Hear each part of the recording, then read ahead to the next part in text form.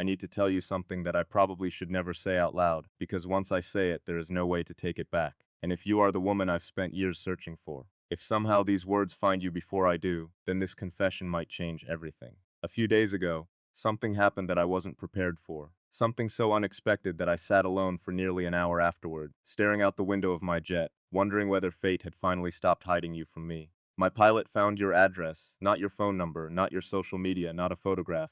An address, a real place, a real location, a point on a map that suddenly made you feel less like a dream and more like someone breathing the same air as me. And before you assume this is a romantic story, before you imagine some dramatic movie moment where I immediately told him to change course and fly me there, you need to understand something. My first reaction wasn't excitement, it was fear, because for years you have existed inside my imagination, and imagination is safe, reality isn't. Reality can reject you. Reality can disappoint you. Reality can look at everything you've built and quietly decide it isn't enough. Do you know what terrified me most? Not that I wouldn't find you, not that you wouldn't recognize me, but that after spending so much of my life believing in you, you might not be who I thought you were. Or worse, I might not be who you hoped I would become. That's the part nobody talks about. Everyone talks about finding love. Nobody talks about what happens when love suddenly becomes possible.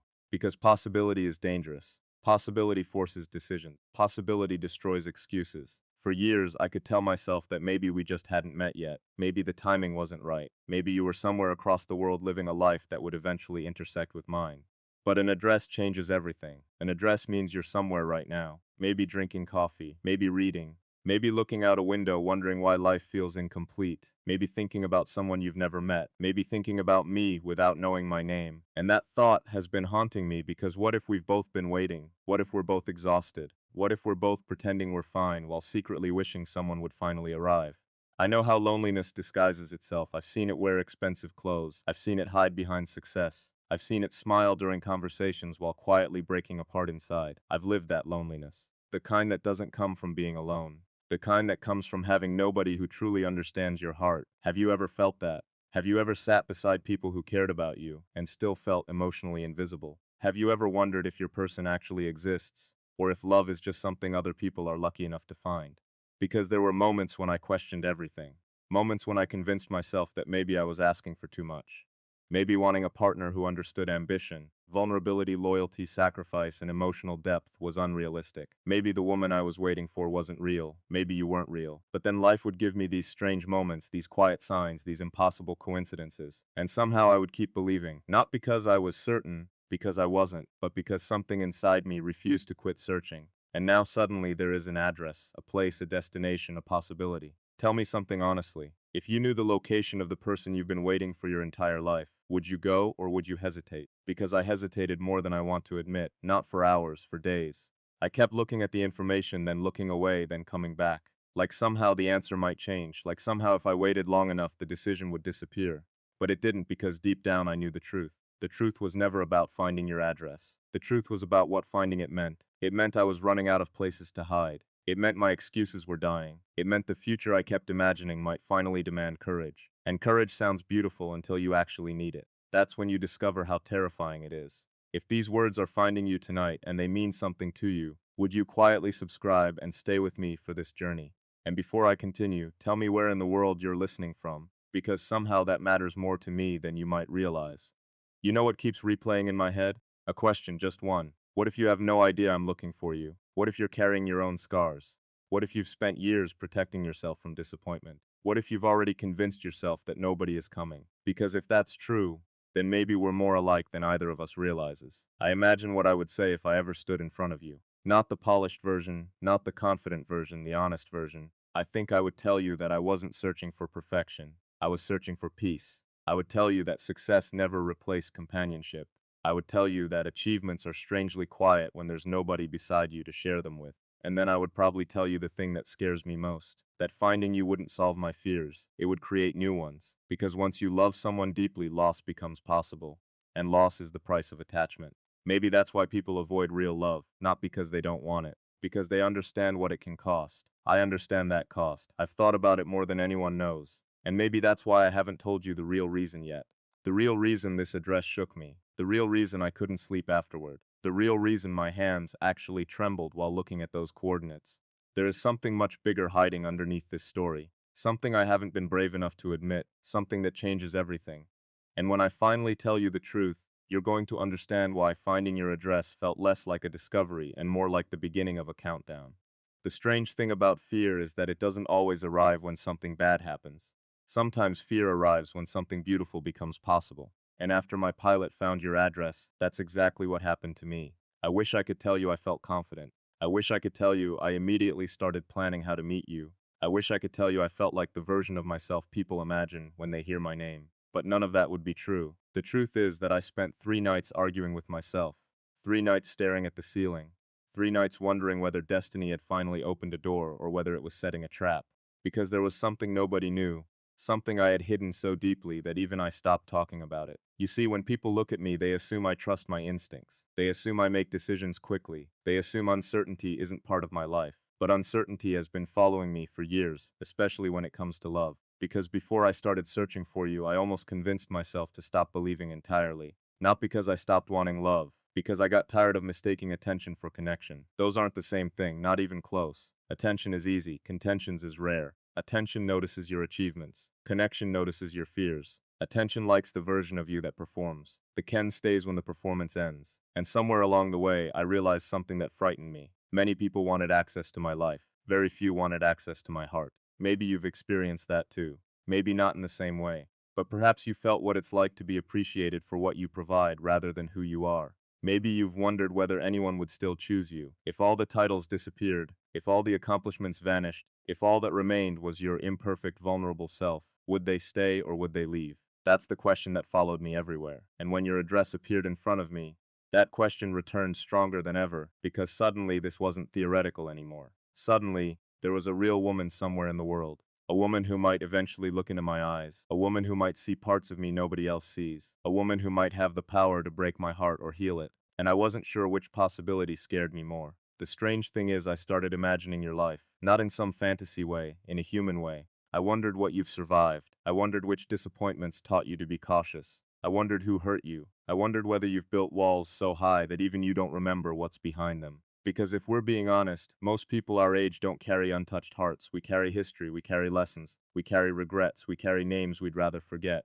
And that's why mature love is different. It isn't two perfect people finding each other. It's two wounded people deciding to trust again. Do you know how brave that is? To trust again after life gives you reasons not to. To open your heart after watching it break. To believe in a future after surviving disappointment. I think that's one of the bravest things a person can do. And yet, the closer I felt to finding you, the less brave I felt because another truth started surfacing. A truth I kept trying to ignore. A truth that became impossible to outrun. I haven't told you the real reason yet. Not the entire reason, because the address wasn't the only thing my pilot found. There was another detail, a small detail, a seemingly insignificant detail, but it changed everything. At first I tried not to think about it. Then I couldn't stop thinking about it because according to the information he found, you weren't alone. When I first heard that, my stomach dropped. Not because I knew what it meant, because I didn't, but my mind immediately started creating stories. Stories are dangerous, especially when they're built from incomplete information. Maybe you were married. Maybe you were engaged. Maybe you were deeply in love. Maybe someone else had already become the person I was hoping to become. And suddenly something happened that I never expected. Jealousy. Not the immature kind, the heartbreaking kind. The kind that arrives before you even have the right to feel it. The kind that whispers, "You waited too long." That voice followed me everywhere. Every meeting, every flight, every quiet moment. You waited too long. And eventually I started believing it. I started imagining another man making you laugh. Another man hearing your stories. Another man sitting beside you during ordinary evenings. That would have meant everything to me. I know that sounds irrational. Maybe it was. But emotions aren't always rational. Sometimes they simply reveal what matters most. And what I discovered was devastating. You mattered. A woman I hadn't even met yet somehow mattered. The possibility of you mattered. Future I imagined with you mattered enough that losing it hurt enough, that uncertainty hurt enough that I finally has admitted something I'd spent years avoiding. I was afraid, truly afraid, not of rejection, of being too late. Have you ever felt that? Have you ever met an opportunity that arrived years after you needed it? Have you ever wondered whether life finally delivered something precious only after the window had closed? Because that's what this felt like. And the more I thought about it, the more reckless I became. For the first time, I started considering something dangerous, something that still embarrasses me to admit. I considered giving up on you entirely, entirely. Not because I stopped caring, because caring hurt too much. I thought maybe I should choose someone else, someone easier, someone available, someone who didn't require uncertainty, someone who wouldn't keep me awake at night wondering. And for a brief moment, a very brief moment, I almost convinced myself that was the smarter decision. After all, isn't that what most people do? Don't most people eventually settle for certainty over connection? Don't most people eventually choose comfort over conviction? I almost did. I came closer than you realize, closer than anyone realizes. And if I had followed that path, I would have spent the rest of my life wondering about you, wondering whether I abandoned the right person because I was afraid of getting hurt. But before I made that decision, before I walked away from the possibility of you, something happened. Something I wasn't prepared for, something that shattered every assumption I had been making. The information was wrong, or at least incomplete. The person connected to your address wasn't who I thought they were. And when I finally learned the truth, I felt relief for exactly 3 seconds because what I discovered afterward was far more terrifying, far more personal, far more irreversible. It wasn't you who had been hiding. It was me, and the realization hit so hard that I genuinely questioned whether I deserved to find you at all, because buried underneath every fear, underneath every hesitation, underneath every excuse, was a secret I've never fully admitted. A secret that explains why finding your address felt like a countdown instead of a miracle. And once I tell you what that secret is, you'll understand why I nearly walked away from the woman I've been searching for my entire life. The hardest truths are rarely the ones we discover about other people. They're the ones we discover about ourselves. And after everything that happened, after the address, after the sleepless nights, after convincing myself I might already be too late, I finally stopped running long enough to ask a question I had avoided for years. Not where are you, not who are you, not even will I ever find you. The question was much more uncomfortable. Am I actually ready to love you? Because for the longest time I told myself that I was waiting for you. But the truth was far more complicated. Part of me wasn't waiting for you. Part of me was hiding behind the search for you. There is a difference, a very painful difference. When you're searching, you can stay in motion, you can keep chasing, you can keep preparing, you can keep telling yourself that one day when everything is perfect, you'll finally open your heart. But love doesn't arrive when everything becomes perfect. Love arrives when you're still unfinished. And that terrified me, because I kept thinking I needed one more achievement, one more milestone, one more success, one more reason to feel worthy. I thought I needed to become someone extraordinary before I deserved someone extraordinary. Have you ever done that? Have you ever postponed happiness because you thought you needed to earn it first? Have you ever convinced yourself that love belonged in the future rather than the present? Because that's exactly what I did for years. And when my pilot found your address, all those excuses suddenly collapsed. The search was over, the hiding place was gone, the distance between fantasy and reality disappeared. And I realized something that left me speechless. I wasn't afraid of finding the wrong woman. I was afraid of finding the right one. Because the right woman changes everything. The wrong woman only wastes your time. The right woman demands your vulnerability. The right woman sees through every carefully constructed defense. The right woman forces honesty. And honesty is expensive. It costs pride. It costs ego. It costs certainty. The right woman doesn't just enter your life. She rearranges it, and deep down I knew that's what you represented. Not comfort, transformation, not convenience, commitment, not an escape from loneliness, a decision to build something bigger than either of us alone. That realization should have brought peace. Instead, it nearly broke me. Because once I understood it, another fear surfaced. A fear I had buried beneath ambition. A fear I had disguised with productivity. A fear I never wanted anyone to see. What if you didn't choose me? Not because I wasn't successful, not because I wasn't capable, not because I wasn't trying, but because your heart simply belongs somewhere else. That possibility haunted me, because unlike business, love doesn't reward effort alone. You can't negotiate your way into someone's heart. You can't outwork uncertainty. You can't engineer devotion. Love remains one of the few things in life that refuses to obey control. And for someone who spent years solving impossible problems, that felt unbearable. There was a night when all of this finally overwhelmed me. A night when I sat alone looking at the information my pilot had found. The address, the location, the proof that you existed somewhere beyond imagination. And for a moment I considered deleting everything, every note, every clue, every possibility. I thought maybe ignorance would be easier. Maybe uncertainty would hurt less than disappointment. Maybe not knowing would be safer than knowing. My hand actually hovered over the screen. One decision, one movement, and the entire possibility of you would disappear forever. That was the closest I came to losing you. Not to another man, not to distance, not to fate, to my own fear. And suddenly something became painfully clear. If I deleted those clues, if I abandoned the search, if I walked away, the person I would spend the rest of my life regretting wouldn't be you. It would be me. Because I would always know the truth. I would know that I surrendered before the story had a chance to begin. I would know that fear made the decision instead of courage. And I couldn't live with that, so I stopped. I put the phone down. I looked out at the darkness beyond the window. And for the first time, I allowed myself to admit the real reason finding your address shook me so deeply. Not because I was afraid of finding you, because I realized I already loved the future we might build together.